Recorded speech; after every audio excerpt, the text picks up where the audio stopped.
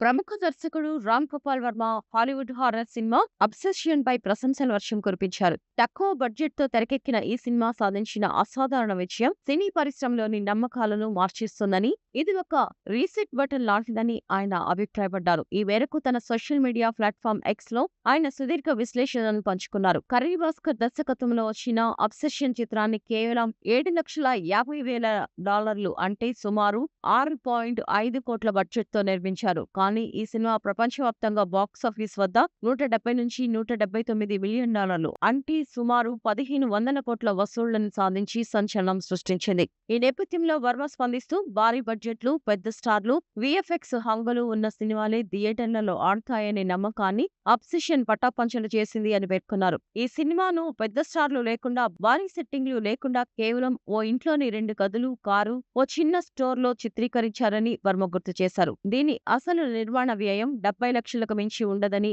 ఆయన అంచనా వేశారు. దర్శకుడి టేకింగ్, కెమెరా పనితనం, ఎడిటింగ్ శైలి, ముఖ్యంగా సౌండ్ డిజైన్ టెక్నిక్స్ అద్భుతంగా ఉన్నాయని కొనియాడారు. సినిమా ఎడిటింగ్ అస్తవ్యస్తంగా ఉన్నా ఒక ఉద్దేశంతో సాగిందని, లైటింగ్ విషయంలో డేవిడ్ ఫించర్ శైలిని గుర్తు చేసిందని విశ్లేషించారు. ప్రముఖ మీడియా కథనాల ప్రకారం ఈ సినిమా ఇండియాలోనూ మంచి వసూళ్లు రాబడుతోంది. తక్కువ బడ్జెట్తో నాణ్యమైన సినిమాలు ఎలా తీయవచ్చో చెప్పడానికి అబ్సెషన్ ఒక ఉదాహరణ అని, దీని మేకింగ్ విధానంపై అధ్యయనం చేయాలని వర్మ సూచించారు.